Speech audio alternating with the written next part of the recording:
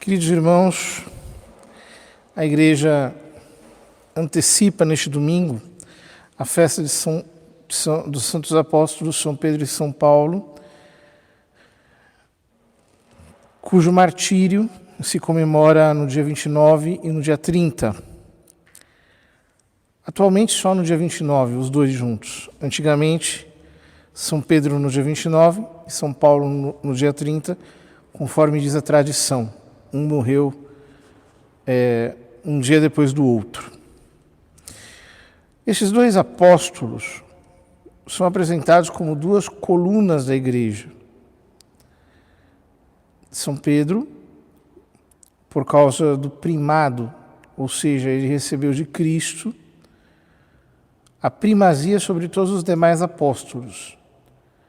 E São Paulo, por causa do apostolado, porque ele percorreu todo o mundo conhecido de então, semeando igrejas e mais. Ele consolidou a pregação apostólica por uma inspiração divina especial, inspiração esta que nós podemos colher em suas cartas. O Evangelho nos apresenta este episódio que já consideramos muitas vezes. Nosso Senhor, na região de Cesareia de Filipe, pergunta aos discípulos: quem dizem os homens ser o Filho do Homem? Ou seja, quem dizem os homens que eu sou? Os apóstolos começam dando o resultado de uma enquete. Uns dizem isto, outros dizem aquilo. Uns dizem que tu és João Batista, outros que tu és Elias, redivivo, outros que és Jeremias, outros que és algum dos profetas. Então Nosso Senhor lhes pergunta: vós, quem dizeis que eu sou? São Pedro, num ímpeto, responde: tu és o Messias. Ou seja, tu és o ungido anunciado em todo o Velho Testamento. Aquele que vem para realizar a nossa redenção. Mas ele não diz apenas isso. Ele diz: tu és o Messias, o Filho do Deus vivo. E este o Filho do Deus vivo faz toda a diferença. Porque ele não está dizendo: tu és o Messias, Filho do Deus vivo, como se fosse um filho a mais, um filho analogado a todos os demais seres criados. Ele está dizendo: tu és o Filho, ou seja, São Pedro está dizendo algo que era impossível de ser conhecido pela razão. Ele vê um homem, mais ou menos da sua estatura, com todas as características humanas, e ele diz: tu és o Filho do Deus vivo. Portanto, tu és a segunda pessoa da Trindade. Tu és Deus com Deus Pai. E a mesma vida que vive Deus eternamente é a vida que tu tens em propriedade. Tu és o Filho do Deus vivo. Ora, Jesus responde também com um ímpeto e diz: feliz és tu, bem-aventurado és tu, Simão, filho de Jonas. Jonas significa pomba. Então está como que insinuando simultaneamente que, além do seu pai se chamar Jonas, ele é filho do Espírito Santo. Aquilo que ocorre dentro dele, aquela revelação que flui dele, é uma revelação vinda do Espírito Santo. E ele diz: por quê? Tu és filho de Jonas? Por quê? Tu és feliz? Por quê? Não foi um ser humano, não foi a carne e o sangue que te revelaram isso, mas o meu Pai que está no céu. Então ele diz, por isso eu te digo,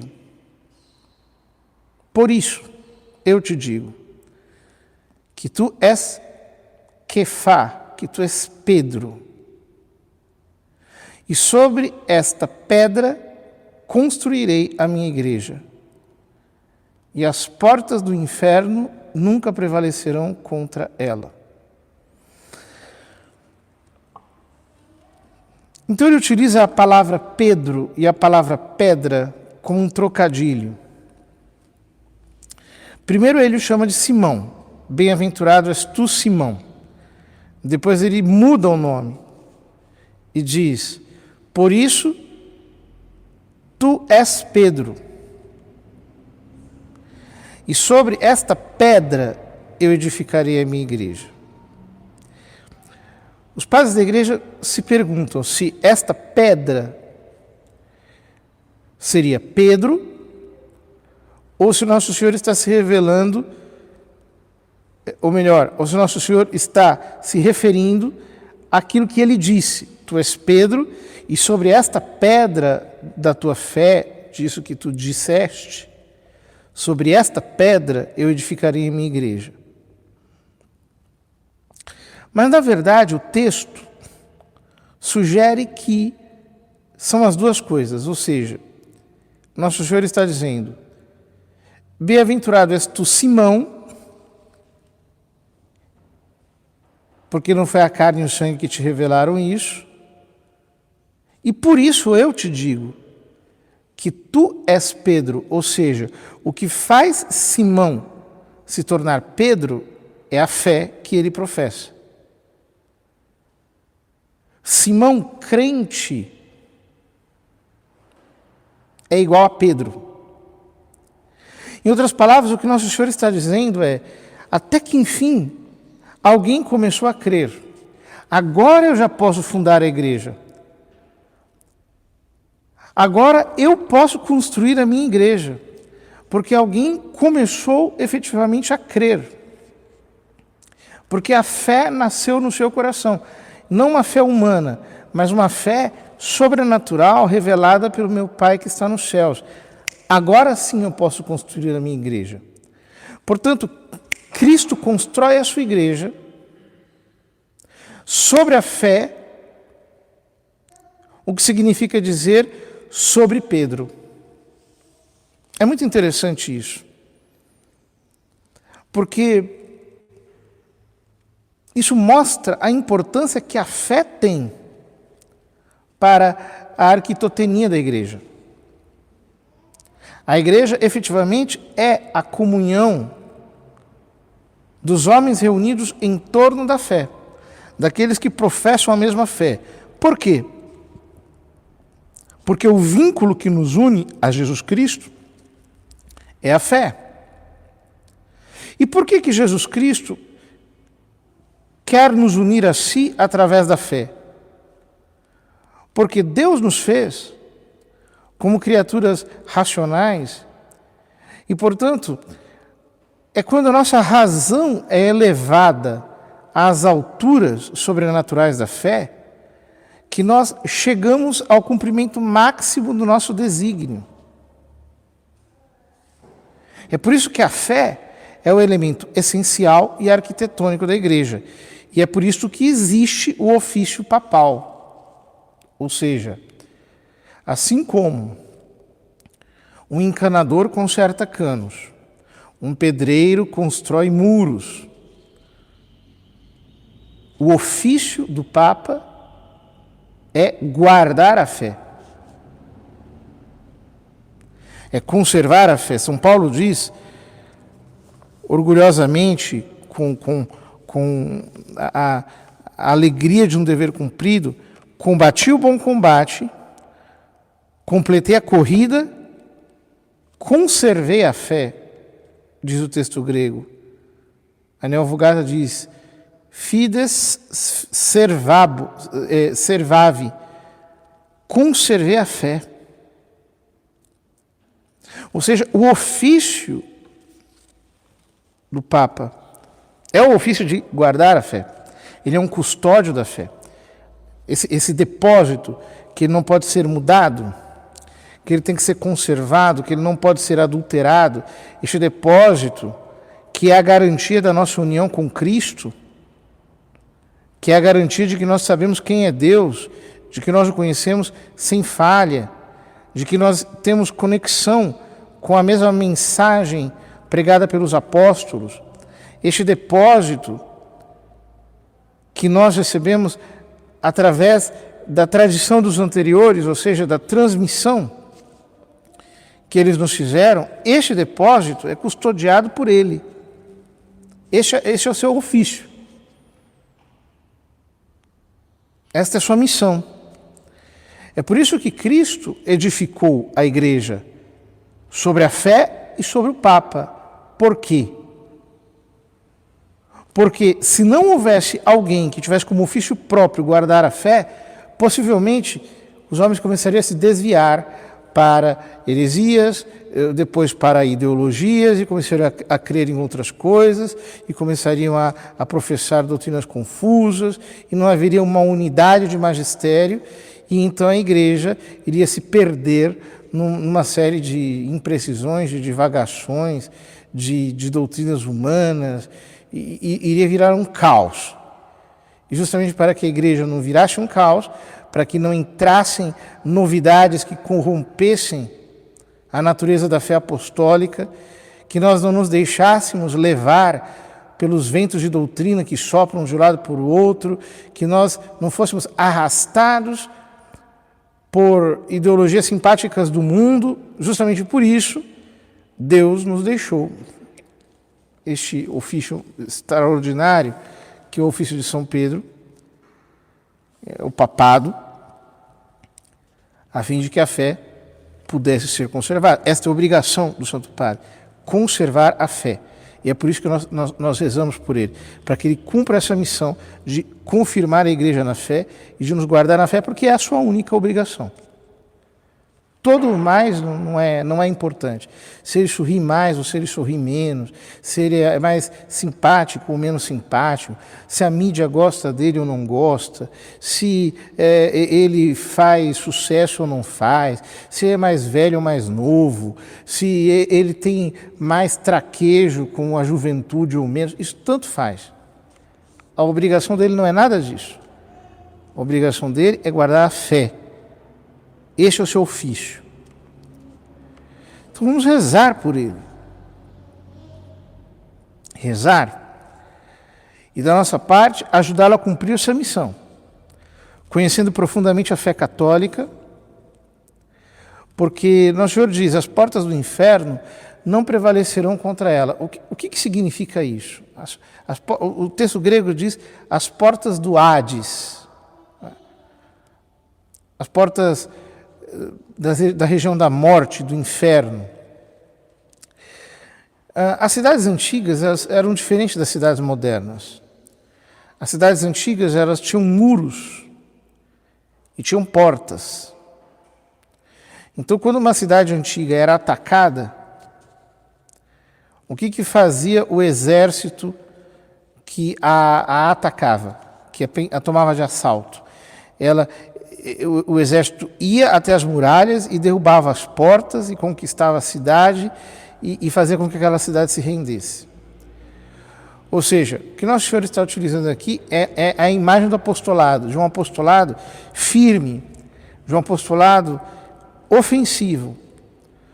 Ou seja, se vocês anunciarem essa fé, se vocês não tiverem medo de conservar a fé, e vocês não tomarem essa fé com a combatividade de guerreiros que vão para cima do inferno, vão para cima do diabo, que é o pai da mentira. Se vocês forem mesmo para cima dele e combaterem, as portas do inferno não poderão resistir à verdade. Porque a mentira, ela não pode resistir à verdade. O antídoto contra a mentira é a verdade.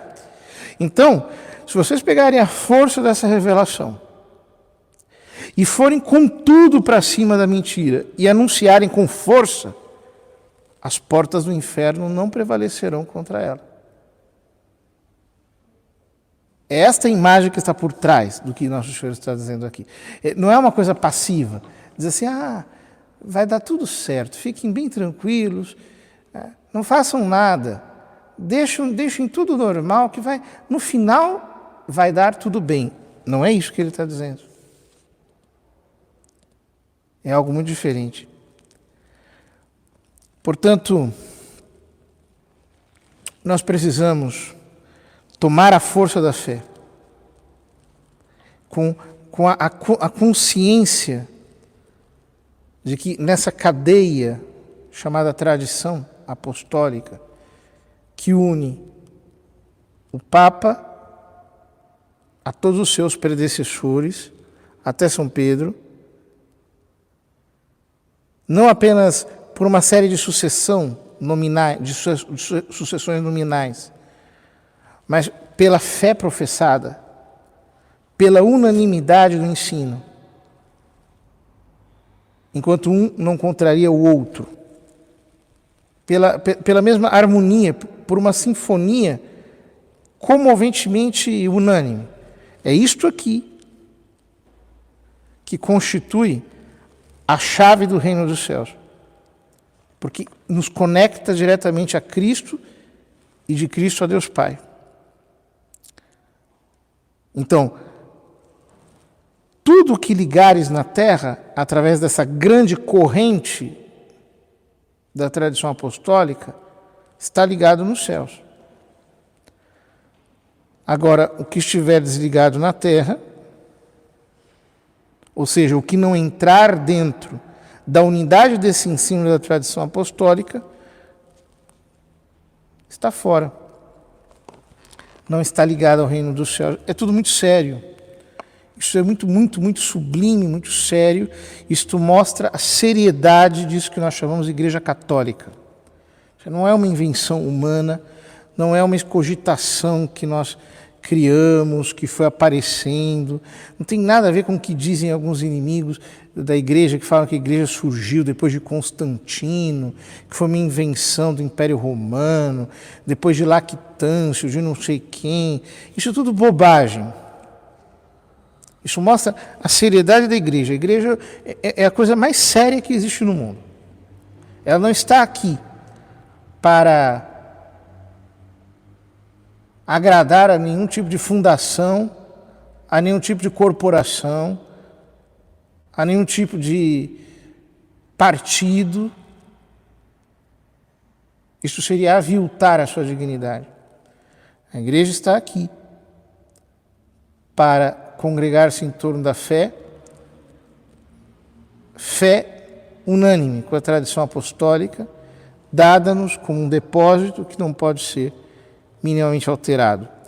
Queridos irmãos, vamos pedir ao nosso Senhor que nos conceda muito entendimento sobre essas verdades, a fim de que efetivamente nós possamos amar e professar a fé católica com toda a integridade, sem desvios, sem ideologizações, sem resvalos, com muita firmeza e, sobretudo, com a luz da iluminação divina, da revelação interior, que nos faça, sem vacilos, fazer verdadeiramente aquilo que nosso Senhor se agrada, isto é, crer com todas as forças da nossa alma.